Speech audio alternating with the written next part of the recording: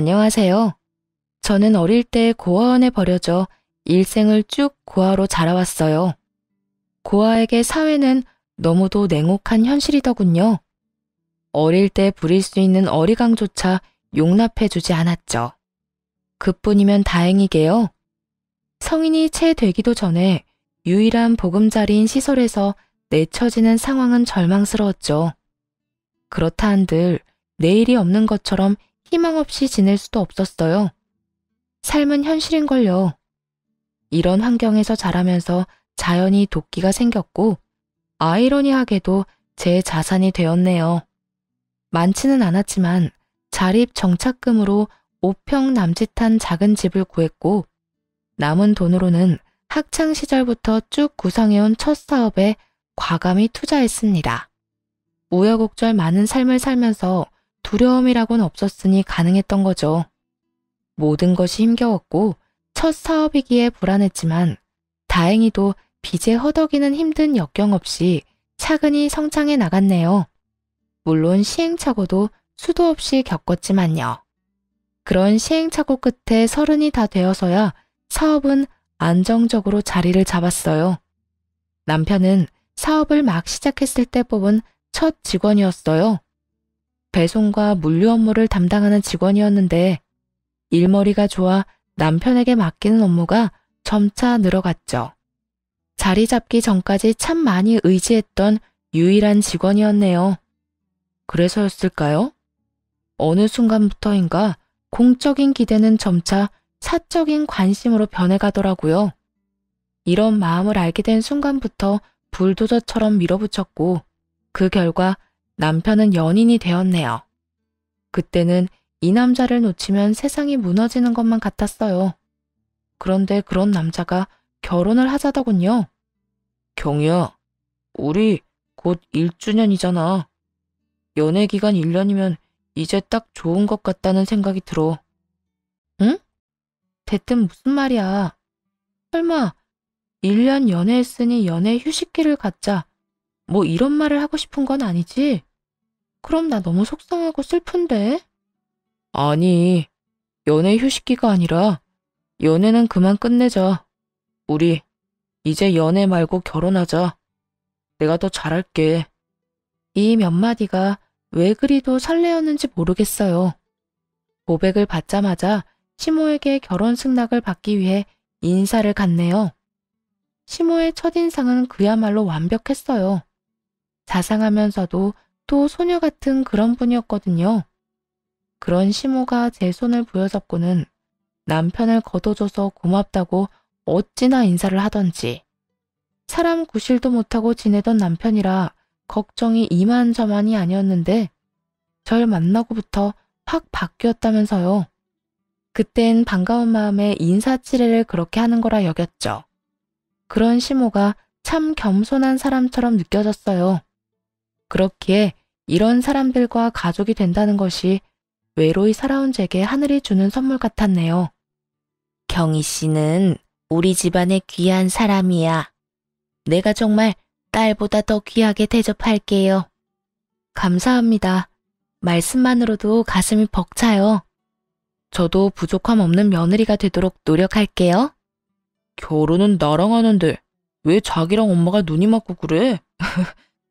첫 만남인에도 죽이 척척 맞는 우리를 보며 남편은 너스레를 떨며 좋아했어요. 하지만 모순적이게도 이런 상황에 덜컥 겁이 나기도 했어요. 고아 출신을 아시고도 지금처럼 대해주실까? 하는 생각 때문이었죠. 결혼이라는 게 첫인상이 좋다고 모든 걸 인정받을 순 없는 거잖아요. 평생 숨길 수 있는 거라면 좋겠지만 어떻게 부모 없이 자랐다는 걸 숨길 수 있겠어요? 한참 좋은 시간을 나눈 뒤 돌아가기 전 큰 용기를 내어 솔직하게 털어놓았어요. 어머님, 그런데 제가 꼭 드릴 말씀이 있어요. 아마 이 이야기를 들으시면 제가 달리 보이실지도 몰라요. 달리 보일 게 뭐 있겠어? 편히 이야기해봐요. 저 고아원에서 나고 자란 고아예요. 낳아준 부모님이 어떤 분인지조차 모릅니다. 그런 저라도 가온 씨와 어머님의 가족이 될 수 있을까요?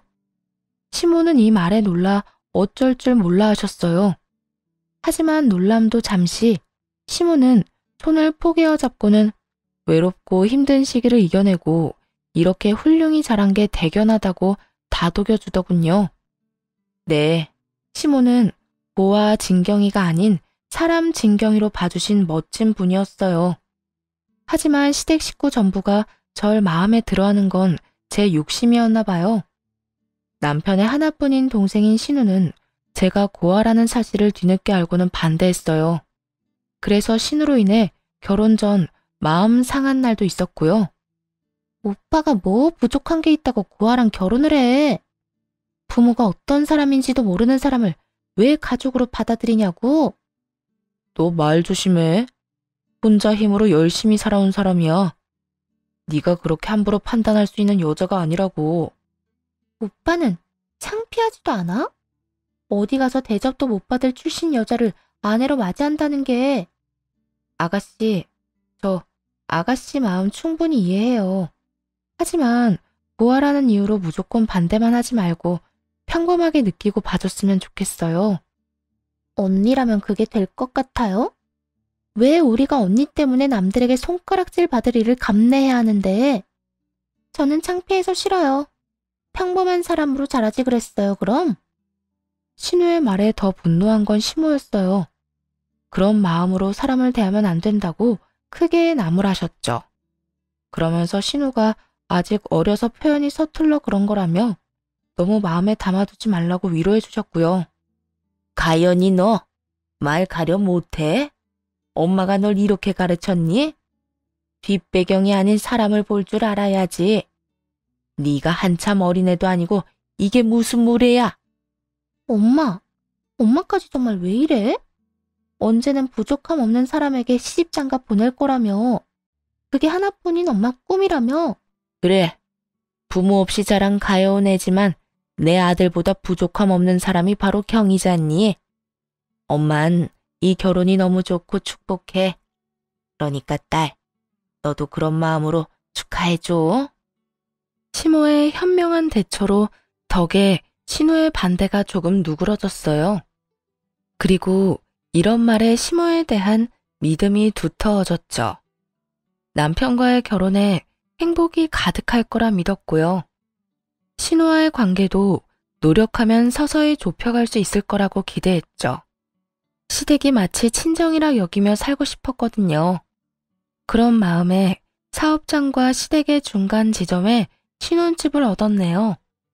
시모도 자식들 사는 모습을 곁에서 살피고 응원할 수 있다며 좋아하셨어요. 이런 애정 어린 관심 덕일까요? 결혼한 지 얼마 되지 않아 임신하게 되었네요.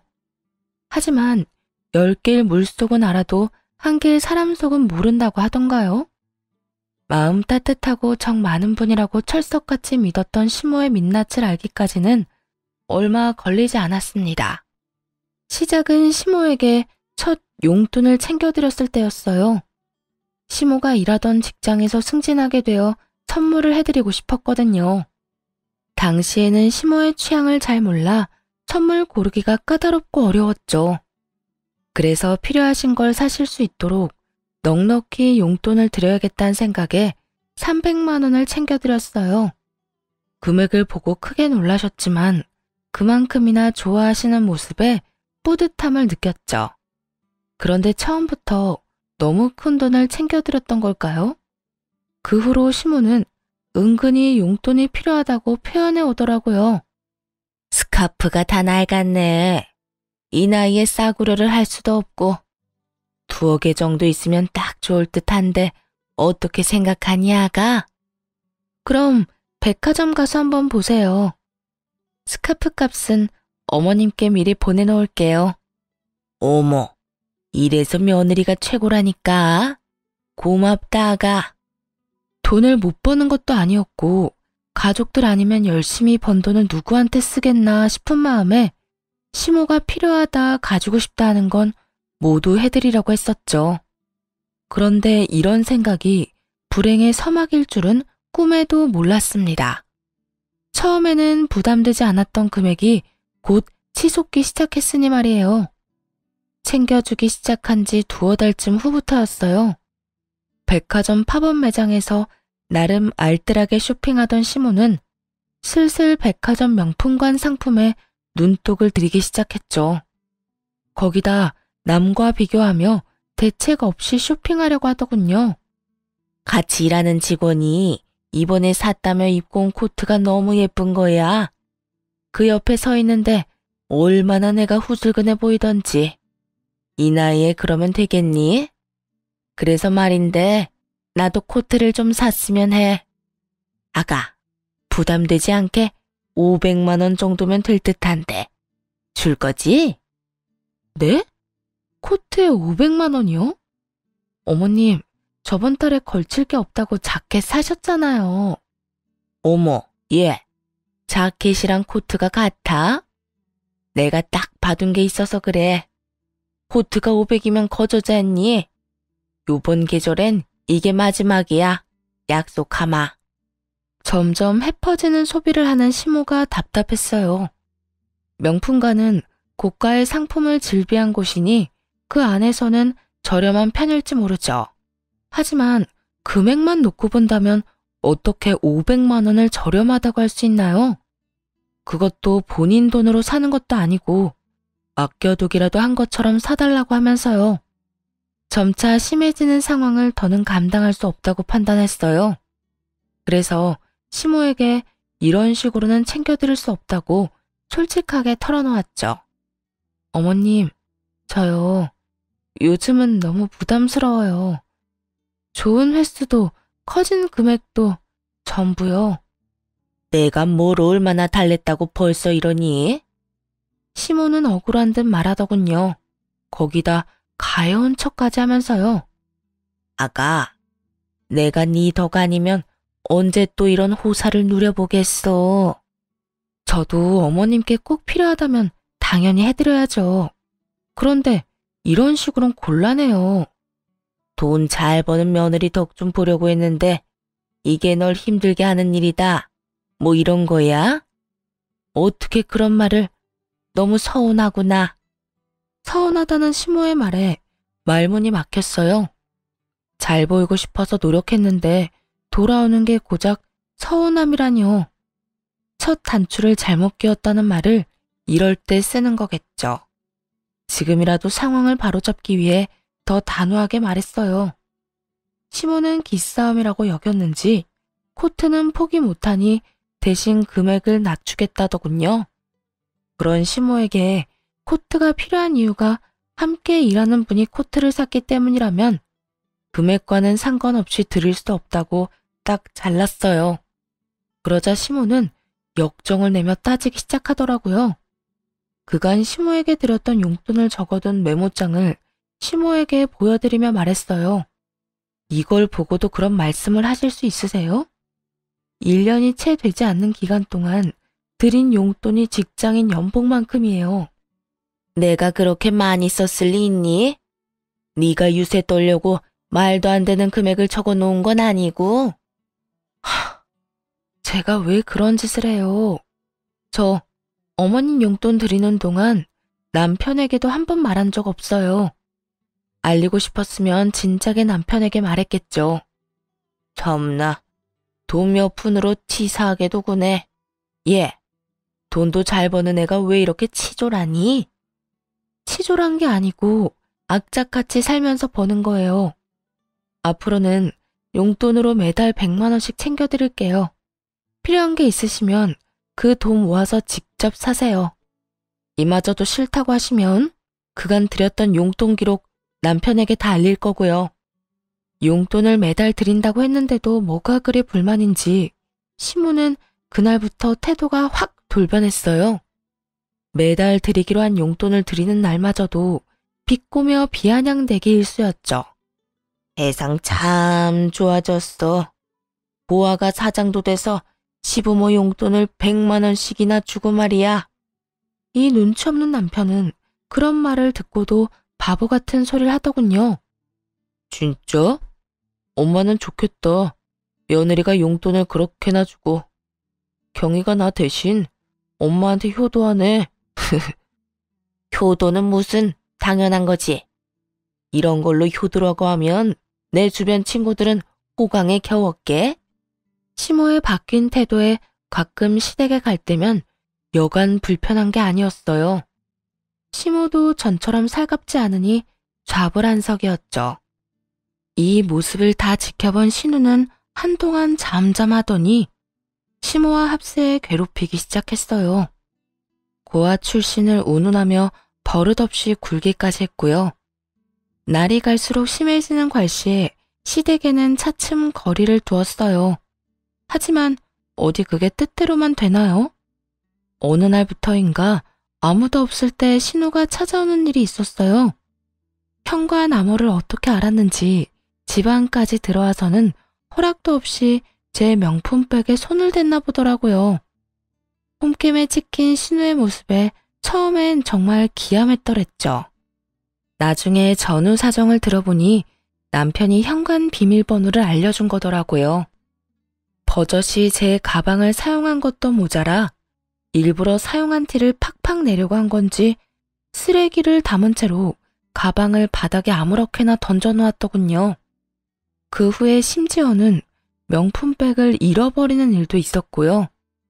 신우는 백을 잃어버리고 온 날 이실직고하긴 했어요. 하지만 뻔뻔한 태도에 화가 치밀어 참을 수 없었네요. 언니, 미니백 말이에요. 내가 엊그제 썼는데 잃어버렸지 뭐야? 아가씨, 빌려간 걸 잃어버리면 어떡해 해요. 제가 아끼는 백인 걸 알았잖아요. 어쩔 수 없었어. 내 패션엔 그게 딱이었단 말이야. 그런데 왜 그렇게 화가 났어요? 왜 화났냐니요. 지금 이 상황에서 침착한 게 더 이상한 거죠. 에이, 언니는 돈 잘 버니까 그깟 명품백쯤은 당장 살 수 있잖아요. 내 마음에도 쏙 들었던 거니까 같은 디자인으로 사다나요? 이렇게 뻔뻔히 구는 신우를 더는 두고 볼 수 없겠더라고요. 그래서 그간 고아라며 비꼬던 것까지 일컬어 주의를 주었어요. 아가씨, 정말 너무한 거 아니에요? 그렇게 저더러 고아 하면서 못되게 군 것도 그렇고 제 가방을 허락 없이 쓰다 잃어버려 놓고도 사과는커녕 사놓으라고요. 왜 이래요? 제가 틀린 말 한 것도 아닌데. 고아라서 고아라고 한 게 문제될 것도 아니고 새언니가 가난한 것도 아닌데 가방이야 다시 사면 그만이잖아요. 아가씨, 남의 가방을 잃어버렸으면 사과를 먼저 해야죠. 그리고 제 출신이야 어쨌든 지금의 아가씨의 윗사람이에요. 버릇없이 굴지 말라고 말하는 거예요, 지금. 앞으로는 예의 갖춰요. 신우를 따라 집에 왔던 시무는 이 대화를 들었나 보더군요. 그리고 모든 상황을 알고 있음에도 신우가 아닌 저를 나무랐습니다. 듣자 하니 내가 말을 안 할 수가 없구나. 예, 내 딸이 틀린 말 했냐? 네가 고아인 건 사실이지 않냐? 네가 고아인 걸 네 부모 탓을 해야지. 왜 엄한 내 딸한테 성을 내? 너 그거 자격지심이야. 그리고 가방이야 또 사면 되는 것 아니냐? 그깟 가방이 뭐라고 니까지 깨를 혼내려 들어? 예, 귀한 내 자식한테 함부로 굴지 마렴. 알겠니? 엄마, 나 정말 속상해. 내가 뭘 그렇게 잘못했다고 이렇게 대하냐? 그치? 언제는 저도 이제 가족이라면서요. 가족이니까 아가씨가 잘못한 부분에 대해 말한 건데 제가 자격지심이네 하는 말까지 들어야 하나요? 이게 유치하게 편든다고 해결되는 문제인가요? 도대체 어머님도 아가씨도 왜 그러시는 건데요? 이날 알게 된 사실이 하나 있었네요. 제가 이 집에서 왕따를 당하고 있다는 사실이요. 이런 상황에서 남편은 입도 뻥긋하지 않더군요. 잘못을 하지 않은 제가 이렇게 몰렸음에도 말입니다. 상황을 이해해 볼 생각조차 하지 않았던 거죠. 그날 집으로 돌아와 눌러왔던 화를 터뜨렸어요. 왜 그 자리에서 가만히 있었어? 자기 가족만 가족이고 나는 남이라 이거야? 왜 내가 피해를 보고도 욕을 먹어야 하냐고. 왜 그렇게 열을 내?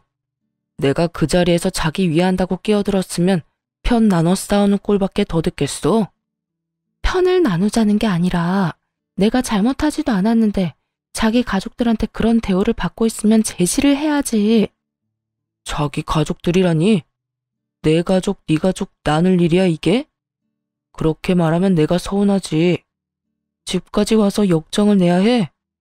아, 내가 제대로 주의 주고 당부할 테니까 그만 기분 풀어.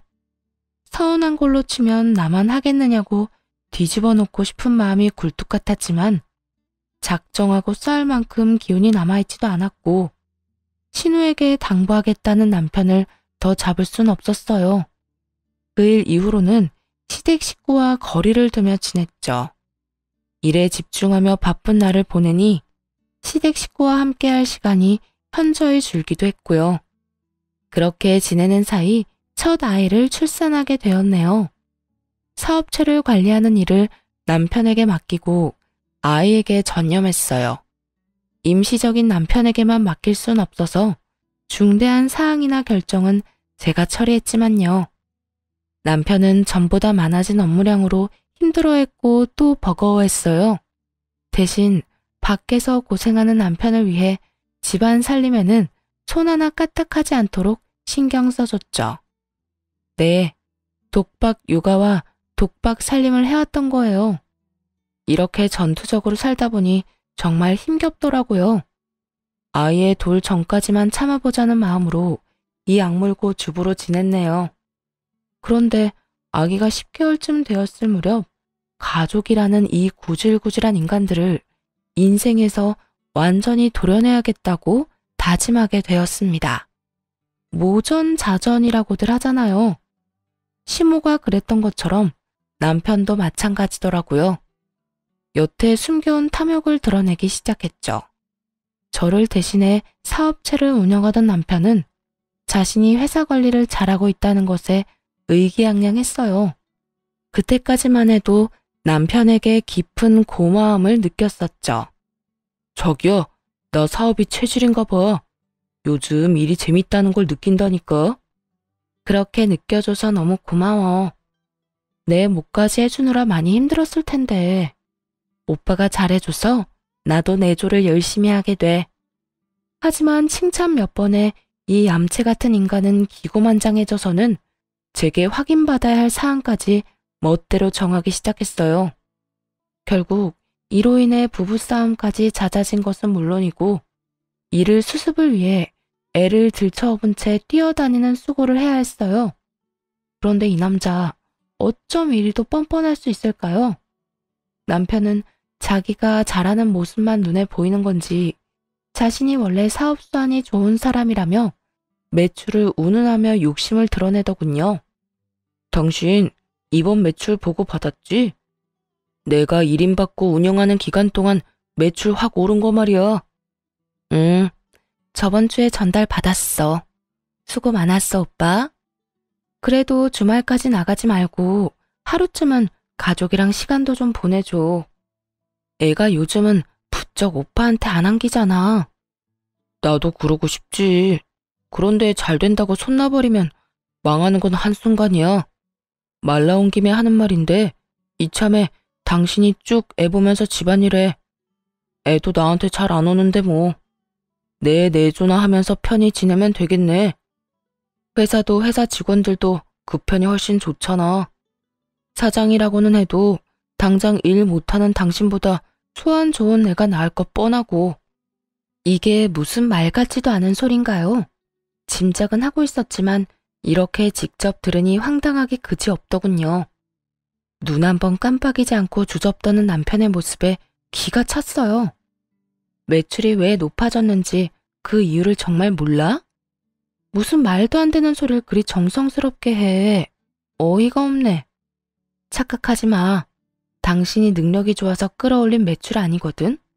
그리고 애가 평생 젖먹이도 아닌데 내가 애만 끼고 있을 건 또 뭐야? 정 니일 내일 선 긋고 싶은 거면 앞으로 당신이 주부로 지내면 되겠네. 넌 무슨 말을 그따위로 해? 내가 그간 노력한 수고를 그렇게 무시하고 싶냐? 회사에 도움되는 건 나야. 회사를 차리기만 했지 네가 한 게 뭐냐? 이만큼 키워놓은 건 전부 내 노고잖아. 그렇게 자신만만하면 내 밑에서 일하지 말고 당신 일을 차려서 하지 그랬어? 그럴 배포도 없으면서 이제 와 무슨 헛소리야. 그래서 지금이라도 잘해보겠다잖아. 그런데 아내라는 사람이 이리 해방 놓으면 되겠냐? 나한테 회사 넘기면 엄마나 동생도 널 구하라고 깔보는 짓도 안 할 거 아냐. 되려 너한테 고마움을 느끼고 잘해주겠지. 넌 사업하던 애가 그런 계산도 안 돼? 이게 다 전부 너한테 좋은 일이라는 걸 왜 몰라? 이 무슨 어린애 말장난 같은 소리인가요? 모든 청춘을 쏟아부어 읽어온 제 이름의 사업체에 낯짝 두꺼운 인간이 숟가락만 얹으려는 거면서 말이죠. 마치 자기가 다 이뤄낸 성과인 것처럼 말하는 것도 우스운데 자기 가족을 들먹이며 이제라도 이쁨 받으려면 사업을 넘겨주라뇨? 이러려고 제 모든 걸 걸고 키운 사업이 아닌데 말입니다. 경솔하게 나불거리는 남편의 주둥이에 화가 솟구쳤어요. 당장이라도 이 인간의 머리채를 잡고 싶은 심정이었죠. 본때를 보여줘야겠다는 생각에 집안을 엎으려던 그 순간 도어락 소리가 들리더니 현관이 덜컥 열리더군요. 자칭 제 가족이라는 그 인간들이 집 안으로 들어온 거였죠. 갑작스러운 시댁 식구의 등장에 난리치려던 걸 멈추었어요. 어머님, 아가씨, 갑자기 연락도 없이 집에는 무슨 일이세요? 내가 불렀어. 타이밍 딱 맞춰 잘 왔네. 갑자기 그게 무슨 말이야? 나한테 언질도 없었잖아. 가족이 집에 오는데 꼭 말을 해야 해. 이 중대한 사항을 우리 둘의 의견으로만 결정할 수는 없잖아. 그래서 가족 회의를 좀 해볼까 싶어서 불렀지. 놀러 오라더니 어떤 중대한 사항? 너희 무슨 일 있는 거니? 저는 물론 시모와 신우까지도 가족 회의라는 소리를 듣고 당혹스러워했어요. 남편만이 아랑곳 않고 말을 이어갔죠. 오늘 가족 회의 주제는 자신이 사업체를 넘겨받아 운영하는 것에 대해서라더군요. 이 말을 들은 시댁 식구는 눈빛이 싹 돌변하더라고요. 이렇게 뜸들일 게 아니라 어서 앉아 이야기를 나누자는 듯 손짓하며 자기들은 자리에 앉고 저더러는 과일을 좀 내오라는 시모. 그리고 신나서는 그 뒤를 따르는 신우까지. 그렇게 얄미울 수가 없었죠. 대충 과일을 챙겨가 앉자 남편이 입을 열었어요. 내가 경희사업체를 이름받아 운영하는 동안 매출이 많이 올랐어. 그래서 이참에 내가 일을 아예 넘겨받았으면 해. 경희는 나와 다른 생각이고. 다른 생각이라니? 남편이 일에 전념하겠다는데 반대라도 했단 거야? 이런 거면 당연히 네가 사업체 관리를 이어가야지. 어머님, 제 사업체예요.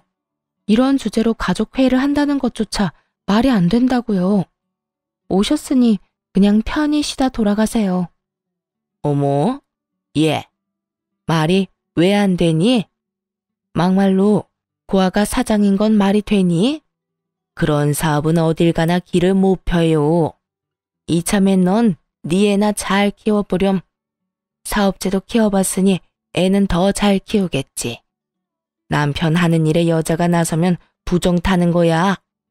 언니, 막말로 애가 이렇게 어린데 나가서 일을 하겠다는 건 애까지 힘들게 만드는 거잖아요.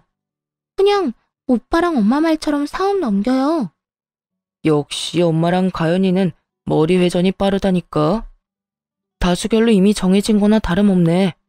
자기야, 그만 고집 부리자, 응? 저와도 가족이라던 사람들은 어디 갔나요? 자기들끼리 손을 마주잡고 호들갑을 떨어대더군요. 말도 안 되는 걸로 가족 회의를 한 것도 모자라 마치 제가 고집을 부리고 있는 모양새로 만드는 것이 참을 수가 없었어요. 단전에서부터 펄펄 들끓는 무언가가 치솟았고 약간의 이명을 느끼면서 이성을 잃고 고함을 쳤습니다. 이게 가족이에요? 자기들끼리 작당 모의해서 나 하나 쫓아내는 게 무슨 가족이냐고. 어머 얘가 왜 이래? 수작질이라니. 우리가 무슨 수작을 부렸다는 거니? 이게 수작이 아니면 뭔가요? 분명히 해두는데 내가 그 회사 사장이에요. 당신도 똑똑히 기억해. 그 회사에 다닐 수 있던 건 고용주인 내가 당신을 고용해 주었기 때문에 가능했던 거라는 걸. 자기 정말 미쳤어? 지금 위치가 어떤지 가늠이 안 가? 집에만 있더니 감이 떨어진 거냐고. 지금 그 회사의 실세는 나야. 실세? 미친 건 오빠 너겠지. 클릭 몇 번이면 실업자 되는 거 순간이야. 가족회의를 빙자한 수작질 작작하고 그만 돌아가세요. 당신도 나가. 이 집에서 당장 나가. 그날 그렇게 유일한 가족들을 집에서 내쫓았네요. 가족이라는 이유로 제 모든 걸 망치는 그 인간들을 두고 볼 수 없었으니까요. 그 후 남편 모르게 변호사를 통해 이혼을 준비하기 시작했어요. 이때만 해도 고부 갈등으로 이혼하는 식으로 계획했었죠. 그간 고아라는 이유로 괴롭혀온 시댁의 행실을 곱게 넘어가주고 싶지 않았거든요. 남편 역시 시모와 신우랑 하등 다를 것이 없었잖아요. 연애할 땐 고아가 대수라는 듯 대했지만 막상 결혼하고 나니 제가 고아라는 사실이 팩트라는 인간이니 말입니다. 사업을 하면서 생긴 성견지명 덕에 괄씹었던 내내 차곡차곡 모아둔 증거들이 수두로 빽빽했어요. 그러니 이혼 계획도 수월하게 준비할 수 있어 어려움도 없었죠. 이혼 소송은 꽤 기간이 필요하다고 하기에 그동안은 남편이 덕본 것들을 하나씩 차근히 빼앗아 오겠다 마음먹었어요. 자신의 탐욕이 불러온 파국을 온몸으로 느낄 수 있도록요. 가장 먼저 한 일은 제 회사에서 당장 해고하는 것이었네요. 물론 해고장은 남편이 지내고 있던 시댁으로 보냈고요. 아니나 다를까 그 서류를 받자마자 남편은 곧장 찾아왔어요. 비밀번호를 바꿔서 들어오지도 못하고 현관문을 두드리며 어찌나 고함을 쳐대던지. 야, 문 열어. 문 안 열어? 네가 뭔데 날 잘라? 내 회사야. 내가 이끌고 있던 내 회사. 니까짓 게 뭔데 날 잘라? 가소롭기 짝이 없었죠. 그 인간에게 대꾸하기 위해 인터폰을 눌렀어요. 네 회사? 주제 파악을 여전히 못하네. 잠깐 사장실에 엉덩이 좀 걸쳤다고 진짜 네 거라도 된 줄 알아? 내 청춘 다 바쳐서 내가 세운 내 회사야. 넌 그저 남의 것을 탐내는 도둑일 뿐이고. 더 소란 피우지 말고 돌아가. 사람 부르기 전에. 야! 진경이, 네가 어떻게 나한테 이래? 어떻게? 이러고도 우리 관계가 무사할 것 같아? 내가 왜 너랑 결혼까지 했는데? 내가 왜? 나랑 왜 결혼했는데? 고아인 내가 능력 좋으니까 어떻게 해보려고? 그런데 어떡하나. 내가 고아는 맞지만 사리 분별은 명확해서. 네 배가 아프다 못해 골맞으면 심내 난. 남편은 그 뒤로도 한참을 소란을 피웠고 결국 경비손에 이끌려 단지 밖으로 쫓겨났어요. 그 모습을 베란다에서 지켜보는데 속이 다 시원했네요. 그리고 남편이 회사에 가 난리를 칠 걸 우려해서 모든 직원에게 일주일 휴가를 주었어요. 일주일 후 직원들 출근에 맞춰 회사에 복직했죠. 그런데 회사가 문 여는 날만 기다렸던 건지 복직 첫날부터 남편이 찾아와 대면하게 된 게 아니겠어요? 눈에 뵈는 게 없는지 저를 발견하고는 아이처럼 떼를 써대는 겁니다. 당장 해고 전으로 모든 걸 다 돌려놔. 내가 무슨 이유로 잘려? 이건 부당해고야. 노동청에 신고하기 전에 원래대로 돌려놓으라고. 그리고 다시 생각해봐. 아니, 제발 좀 내 말대로 좀 해. 내가 왜 그래야 하는데? 정말 끝까지 이럴 거야, 너? 보아라, 나랑 쪽내면 갈 곳 잃은 유기견 신세야. 몰라? 가족 울타리에 속해서 살고 싶으면 자존심 작작 부려? 그 나이에 여태 위치 파악도 안 되면 어떡해? 남편은 날이 선 눈빛을 하고는 잡아먹을 듯 노려보더군요. 하지만 고작 그 정도로 주눅이 들 제가 아닌걸요. 저는 그런 남편에게 눈 하나 깜빡하지 않았어요. 그런 모습이 더 남편을 자극했던 건지 갑자기 멱살을 잡더군요. 태어난 것 자체가 죄라 부모한테 버려진 년을 돈 많은 거 하나 보고 걷어줬더니 이렇게 내 뒤통수를 쳐? 이래서 천한 신분인 것들은 상종하면 안 되는 거야. 너처럼 은혜를 원수로 갚으니까.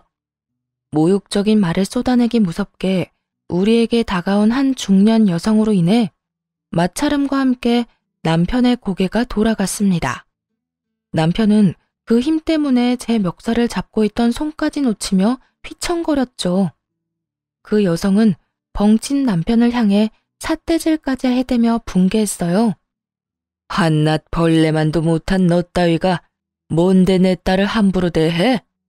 네가 뭔데? 내 딸 인생엔 그 누구도 관여할 수 없어. 그게 부모인 나라고 해도.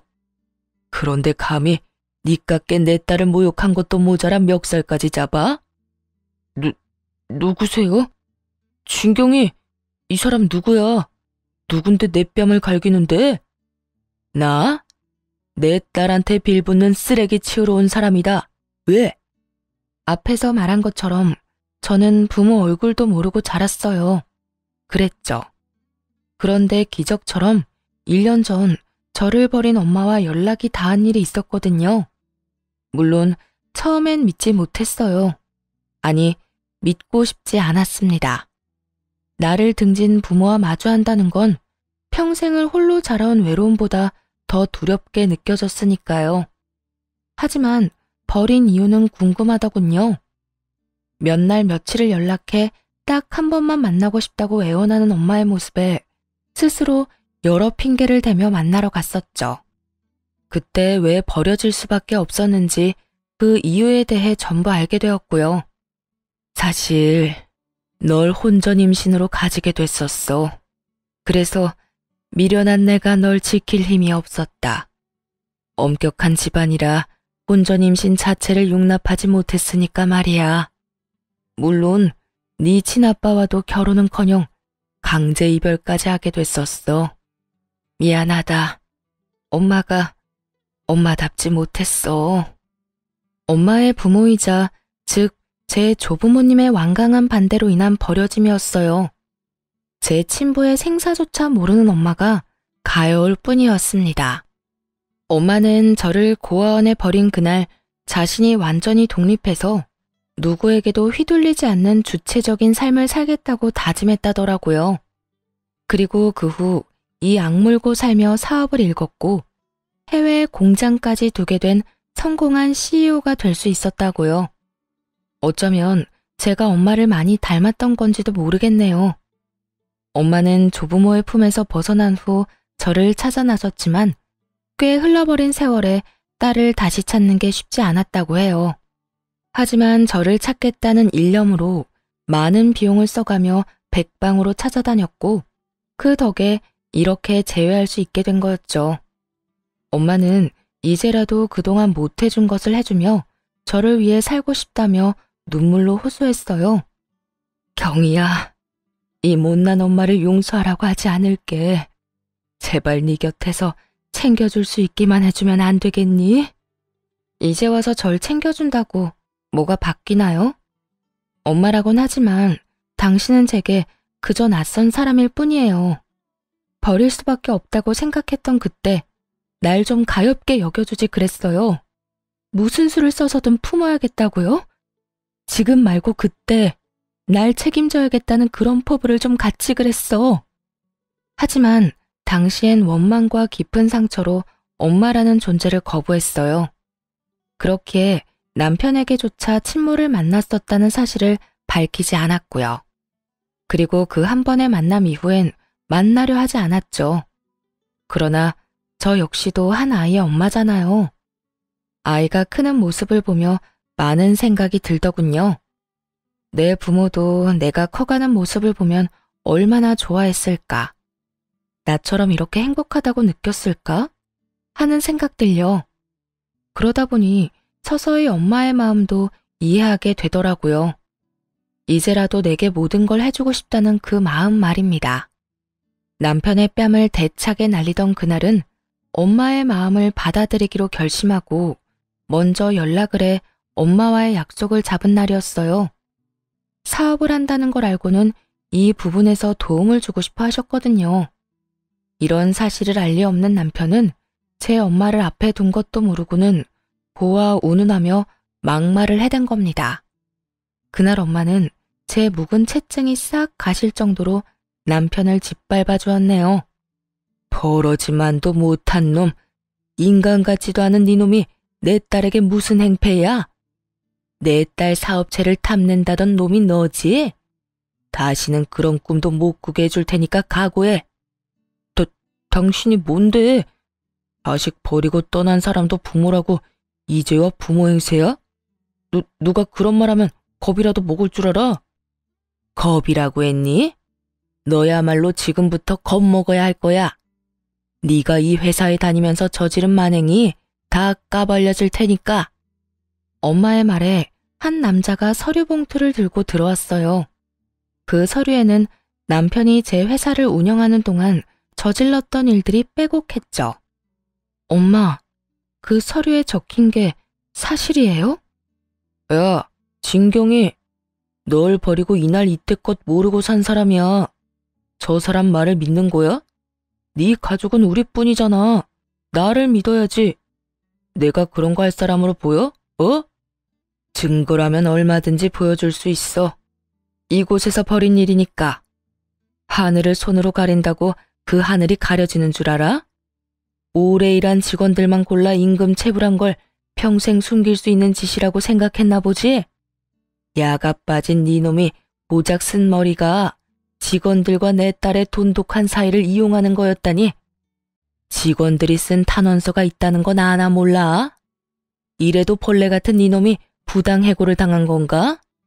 이런데도 네가 내 딸의 회사를 운영할 자격이 있느냐고. 남편은 이 모든 사실이 까발려지자 아연실색했어요. 곧이어 좀 전에 들어왔던 남성이 이번엔 또 다른 서류 봉투를 건넸어요. 그 봉투 안에는 엄마의 말대로 오래도록 함께 해온 직원들이 한자 한자 눌러 쓴 탄원서가 가득했어요. 그걸 보자마자 부들부들 떨리는 손을 힘껏 올려 남편의 얼굴을 내리쳤습니다. 파렴치한 놈, 어떻게 이럴 수 있어? 체불한 임금으로 설마 네 배를 불렸니? 어? 그 돈 다 어떻게 했어? 다 어쨌냐고. 남편은 자신의 만행이 탄로나니 곧바로 꽁무니 빠지게 도망을 쳐버렸어요. 엄마는 제 사업체를 돕기 위해 이전부터 많은 것을 조사했었고 그 과정 중 남편의 만행까지 알게 되었던 거였더라고요.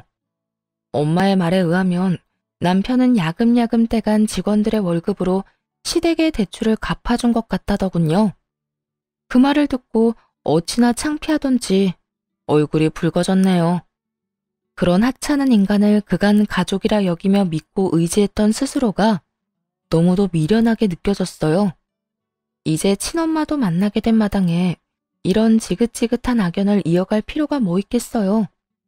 곧장 준비를 해왔던 이혼 소송을 시작했네요. 엄마는 제 이혼마저도 도와주고 싶어 했어요. 한국에서 가장 유능한 이혼 전문 변호사랑 연결해 줄게. 비용도 엄마가 전부 대줄 거니까 넌 미련 없이 정리하는 것에만 집중하렴. 엄마, 괜찮아요. 내가 알아서 해. 나도 엄마만큼은 아니지만 능력 있어.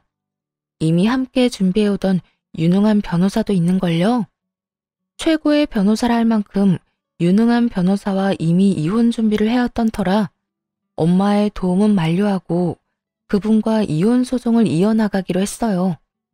남편은 뒤늦게 이혼 소장을 받고는 엄마가 있을지 모르는 회사 대신 집으로 찾아왔더군요.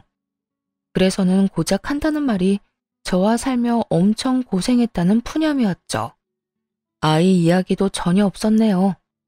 너 나한테 어떻게 이래? 우리가 가족으로 거둬둔 아량은 생각도 못해?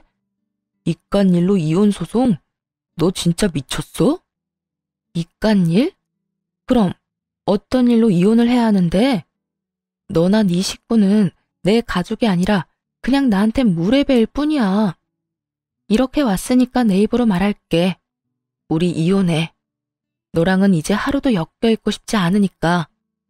야, 내가 너랑 살면서 얼마나 고생을 했는 줄 알아? 너 내가 고생한 걸 알면 이렇게는 못해. 사장을 아내로 둔 내 서름을 네가 알아? 아냐고. 새삼스럽게 내가 사장이라 결혼한 거 아니야? 선택은 네가 해놓고 이제 와서 왜 이래 찌질하게. 그 서름 이제 훌훌 털면 되겠네. 나랑 이혼하고. 야, 진경이, 너 이제 네 엄마 만났다고 눈에 뵈는 게 없냐? 내가 그깟 회사 좀 넘겨받는 게 그렇게 싫어? 이런 이혼 소송 수작까지 부릴 만큼? 진짜 찌질한 건 내가 아니라 너지. 더 말 안 해. 이혼 소송 당장 취하해. 남편은 자신이 뭘 잘못했는지조차 모르고 있었어요. 이혼하면 그간 누렸던 것들을 못 누릴까 그게 염려되어 난리를 쳐대는 것 같았죠. 이혼 소송 취하하라며 뻔뻔하게 나오는 남편을 보고 있자니 내 돈이 아쉽긴 했나 보네 하는 생각이 들더군요. 취하는 무슨, 하루빨리 소송이 끝나길 바랄 뿐인걸요. 오히려 변호사에게 연락해 남편에게 10원도 넘겨주지 않게 해달라고 했네요. 시모는 이혼 소송이 진행되고 있다는 사실을 늦게 알았는지 시간이 지나고서야 찾아와선 들들 볶아댔어요. 아가, 너 정말 이혼을 할 참이야? 네가 정말 정신이 나간 거니? 고아인 네가 우리 아들을 버린다는 게 말이나 되냐? 응? 그래, 새언니, 진짜 이성적으로 생각을 좀 해봐. 우리같이 고아인 언니를 받아줄 사람이 또 어딨어? 설마 돈 좀 있다고 남들이 다 우리처럼 호의적일 줄 아는 건 아니지? 이 나이에 고아로 자랐다고 차별하는 사람 만나는 게 더 드물다는 거 모르세요?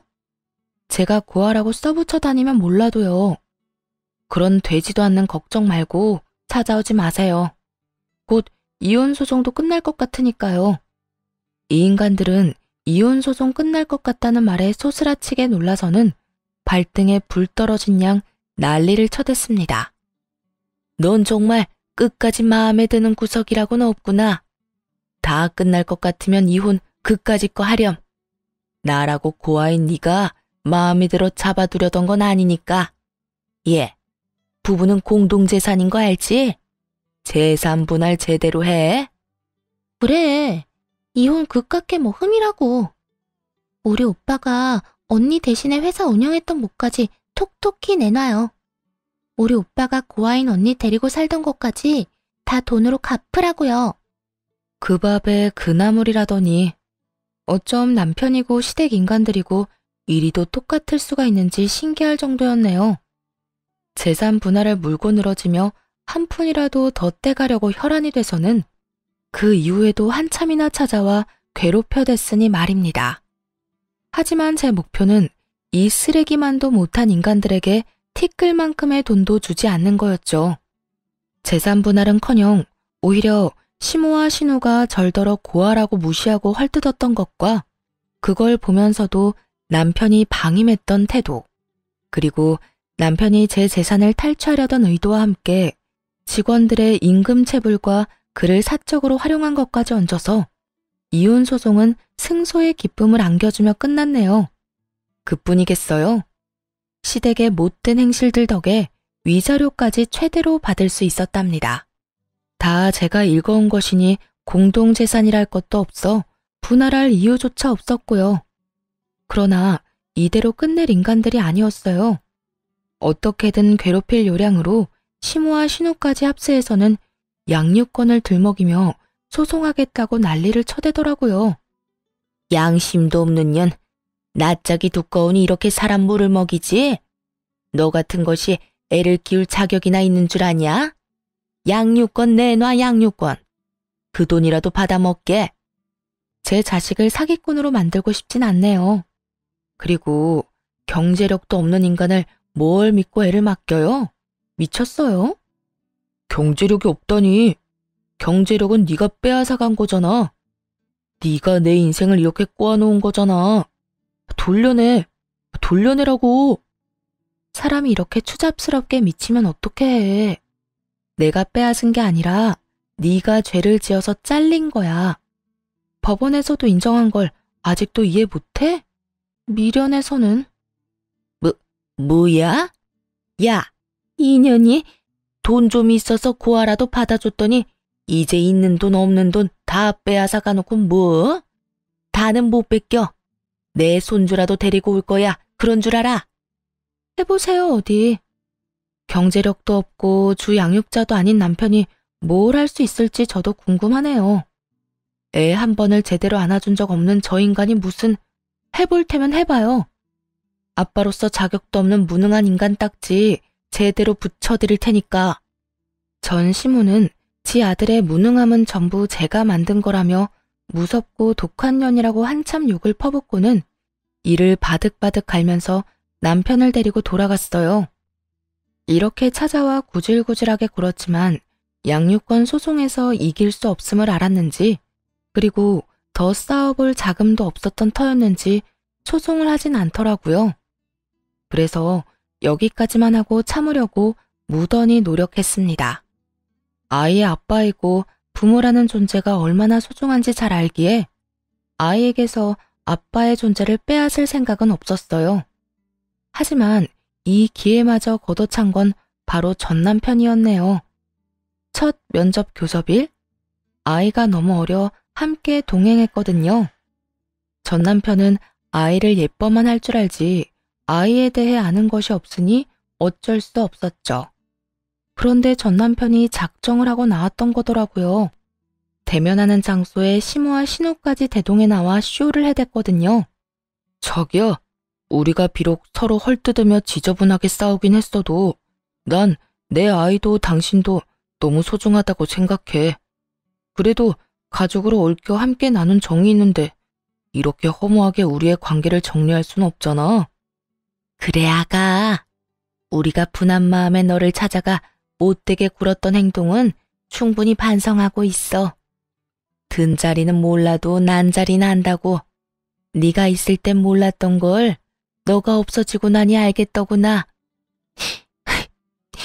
내 아들과 재결합해주렴. 더는 이전 같은 멍청한 짓 하지 않을 거야. 자기야, 엄마 말 진심이야. 우리 정말 반성 많이 했어. 아이를 생각해서라도 재결합하자. 내가 육아하고 당신은 그간 못한 일 원 없이 하면서 지내자. 당신 회사 탐내는 그런 바보 같은 짓 절대 안 할게. 전 남편의 말 한마디 한마디가 전부 황당했지만 더 놀라웠던 건 바로 전 시모의 태도였습니다.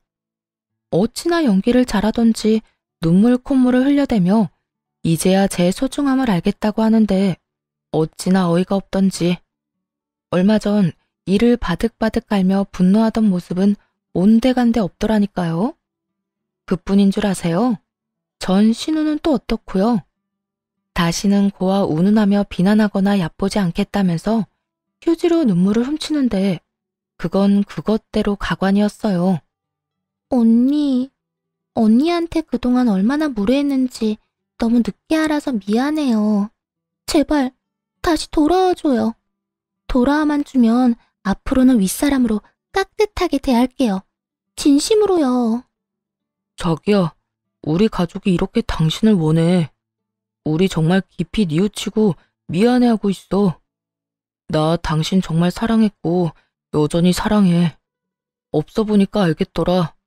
그동안 잘못했던 거 재결합해서 함께하는 동안 열심히 갚을게. 나도 그리고 내 가족들도. 그러니까 기회를 줘. 전 시댁 식구들의 말을 쭉 듣다 웃음이 터졌어요. 한참을 웃자 서로 눈치를 보며 따라서 희죽거리더군요. 그런 전 시댁 식구에게 싸늘한 표정을 하고는 말했습니다. 이혼 서류에 잉크가 다 마르지도 않았는데 이게 무슨 개수작일까? 당신들이 날 고발하며 괄시했던 내용이 여전히 고스란히 남아있는데 정신 차릴 겸 한번 들려드릴까요? 진짜 대단들 하네요. 돈이 있다 없으니까 미칠 것 같던가요? 발칙하기 짝이 없네. 그러게, 있을 때 잘 좀 하지. 자기야, 무슨 말을 그렇게 해. 우린 전부 진심이야. 우리 가족은 널 그리워하고 있다고. 날 그리워해? 내 돈이 필요한 걸 누가 모르니? 고아 하더니 정말 저는 평생 고아로 살 운명인가 봐요. 나한테 이러는 당신들 꼴이 너무 우습고 천박해 보이니 말이에요. 다들 정신 좀 차리세요. 남 등쳐먹고 살 궁리 그만하시고. 이 말에 갑자기 전 남편은 오열을 하며 포효했어요. 그리고 곧 이러는 이유를 알게 되었죠. 내가 이 나이에 무슨 일을 할 수 있겠어. 너랑 헤어지고 땡전 한 푼 없는 몸으로 뭐라도 하겠다고 택배일 시작했는데 지금 그마저도 잘려서 일용직을 해야 할 판이야. 나 정말 네 회사 욕심내지 않을게. 제발 날 좀 받아주면 안 될까? 예, 우리도 위자료 준 돈 메꾸느라 너가 줬던 명품 백이고 옷이고 다 팔았다. 내가 이 나이 먹고 호줄근한 모습으로 나다니는 게 창피해 미칠 지경이야. 제발 내 위신 좀 되찾게 도와주렴, 응? 언니, 제발 사람 살린다 생각하고 우리 좀 받아줘요. 부탁이에요. 어찌나 돌아와 달라 애원을 하던지요. 하지만 그런 전 시댁 식구들의 모습에 동요하지 않았어요. 불쌍하긴커녕 되려 더 괘씸하게 느껴질 뿐이었죠. 마지막으로 제대로 짓밟아주고 싶다는 생각마저 들더군요. 아, 참 다들 재미있네요. 안 하던 짓을 하니까 흥미는 좀 생겨요. 그런데 어쩌나? 당신들과 함께한 모든 날이 나한테 지옥 같았어. 그래도 그 덕에 부자 엄마와 연도 닿고 얼마나 다행인지 몰라요. 그런데 다시 재결합이라니 무슨 그런 끔찍한 소리래요? 부자 엄마라니? 아가, 널 버린 사람이 부자란 거야? 그럼 우릴 더욱더 받아줘야지. 고아인 널 이때껏 보듬어 줬잖아. 우리한테 보상해야 하는 거잖니? 보상? 이혼한 보상으로 내가 선물을 받긴 했어요. 엄마가 이혼 선물로 외제차를 뽑아줬거든. 저기, 저 차인데. 어때요? 멋지죠? 당신들 재산 다 합쳐도 못 사는 차인 건 알아보려나 몰라. 가리킨 차를 보더니 전 시댁 식구들은 놀라 입이 떡 벌어지더라고요. 그런 전 시댁 식구에게 한 번만 더 양육권이네 재결합이네 하면서 심기를 건드렸다간 이렇게 깔끔히 끝나진 않을 거라는 말과 함께 양육비도 됐으니 애볼 생각은 추호도 말라며 엄포를 놓았어요. 참, 어차피 양육비 줄 형편도 못 되지? 그래, 그 돈 평생 주지 마. 너 같은 아빠를 둔 창피를 내 자식이 감내하느니 아빠 없다 생각하며 사는 게 낫지 않겠어? 네 생각도 그럴 거라고 생각해. 그럼 다신 보지 말자. 제 말 허투루 듣지 마세요. 예, 아가, 안 된다. 그냥 이렇게 가면 안 돼. 제발 이렇게 모질게 굴지 말아주렴. 제발. 자기야, 생각을 좀 돌려줄 순 없어? 어? 그래도 우리 애인데 이게 무슨 말도 안 되는 소리야. 제발 좀 우릴 가엾게 여겨줄 순 없는 거야? 우리 좀 받아주라, 좀. 아이를 안고 그곳을 나가는 그 순간까지도 전 시댁 식구와 전 남편은 바짓가랑이라도 붙잡을 태세로 쫓아나왔어요. 하지만 깡그리 무시한 채 멋들어지게 외제차를 몰며 돌아왔답니다. 사이드미러에 비친 전 시댁 식구의 모습은 그야말로 통쾌하기 짝이 없었네요. 제 차를 주차했던 자리에 그대로 주저앉아 깡을 치며 울던 모습을 마지막으로 그렇게 전 남편과 전 시댁 식구와는 깨끗이 끝이 났네요. 지금은 인생을 충분히 즐기며 살아가고 있어요. 아이도 꽤 자라 어린이집을 다니며 행복한 나날을 보내고 있답니다. 물론 사업에 열중하느라 눈코 뜰 새 없이 바쁜 날의 연속이지만 그럼에도 육아 역시 놓지 않고 충실히 해내고 있어요. 친엄마와는 자주는 아니지만 종종 연락하고 지내고요. 한국에 들어올 때면 하나뿐인 손주라며 그리도 챙기세요. 제게 주지 못했던 사랑을 제 아이에게나마 모두 베풀 거라더니 지금껏 그 말씀을 지켜주고 계시네요. 손주를 보고 싶다고 해외에 나가 있는 동안에도 매일같이 영상통화를 하며 애정을 보여주시고요. 아이가 아빠의 빈자리를 느끼면 어쩌나 하는 고민도 있었지만 친엄마와 제 노력을 알아주는 건지 씩씩하고 명랑하게 자라주고 있어요. 이렇게 이혼 후 워킹맘으로서 씩씩히 해내고 있네요. 이혼을 통해 탐욕이 얼마나 무서운 건지 알게 되었던 것 같아요. 욕심이 눈을 가렸을 때 닥치는 위기는 참 위험한 거라는 것도요. 제 것에 충실하고 열심히 하는 것만큼 안정적이고 보람찬 것도 없다고 생각해요. 그래서 모든 열정을 제 삶에 쏟게 되네요.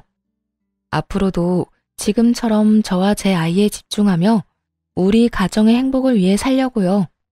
한부모 가정이기는 해도 아이에게 그늘이 생기지 않도록 모든 사랑을 다 줄 생각이네요.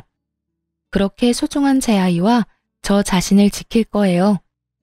사연을 들어주신 많은 분께 감사한 마음 전하며 이만 마칩니다.